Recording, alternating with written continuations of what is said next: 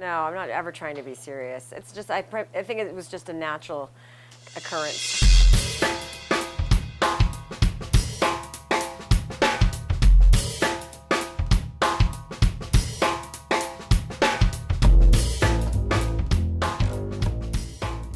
When you interview celebrities, you know, they're so guarded so many times, and they can't reveal anything, and they can't have politics, and they can't have opinions. And so when you talk to real people who are opinionated, I always think that's interesting, whether I agree with their opinion or not. Who was the worst celebrity you ever interviewed?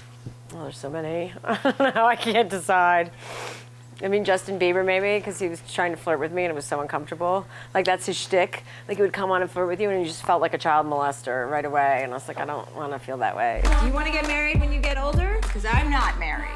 And how old do you all think that I am? 20.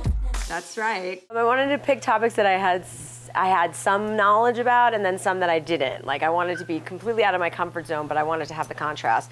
And I wanted them to be, like, completely different. So I just wanted to separate all the things. And I just thought marriage is so fascinating because people continue to do it, and I wanted to examine that. And that was definitely the most personal one. Like, that's a little bit more of, like, almost a documentary on me, which is embarrassing because you're like, who cares? The marriage documentary definitely, like, made me realize, like, you don't have to be so tough all the time. Like, it made me see how, like, my shtick very clearly, that I was like, oh, you're so transparent.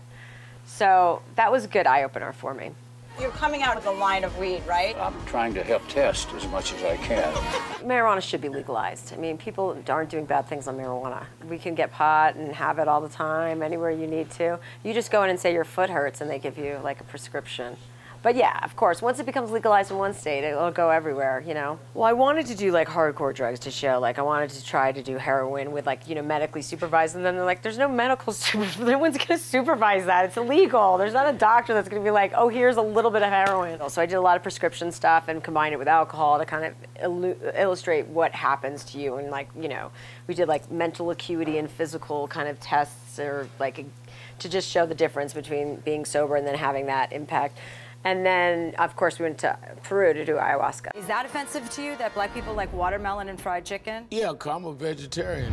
Everyone's racist. I mean, everybody is. And I wanted to do the thing on racism because I wanted to go at it lightly. Like, I don't want to be so serious about everything. And political correctness is so overwrought. And I just thought, let's do something fun with this. Like, even though it's such a serious, sad topic, let's go at it, like, with a sense of humor. I want to use these documentaries as a bridge to kind of let people know the direction I'm in. So it will not be like my Eat Talk show. I'm done with that. That chapter's closed. I want to get good at something else.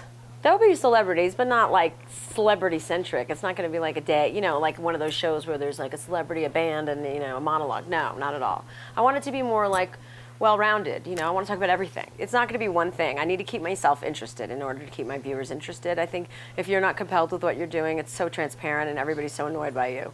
I'm already generally annoyed with myself, so I want to be interested in what I'm doing, and I want to learn, and I want to, like, glean information and have my opinions changed, that kind of thing. Can you talk about how you ended up at Netflix? You were done with E, you were tired of it, and then you were looking around. Were you interested in another network, or were you kind of over that? No, Netflix was my only prospect, but I went to them. They didn't come to me. So I went to them. I just thought, if I'm going to do something, like, if you're going to be in this medium and you're going to be, you know, in the entertainment industry at all, like, try and keep it interesting, because we're not doing anything that important, so at least be interesting. So I just thought, they really know what they're doing. They're so smart, and they're so progressive. They were like, yeah, of course you should. You have a voice. Go use it. Do you have any thoughts on what's happening in the election right now? You want me to come out and endorse Donald Trump right now? Okay, I do it. I endorse Donald Trump. You do? You're No. a secret Republican? No, I would never be a Republican. Are you a Hillary Clinton fan? Yeah, I'm a Hillary Clinton fan. I think she's capable of doing the job. I wouldn't say I'm a fan, but I think she's capable, more capable than anybody else.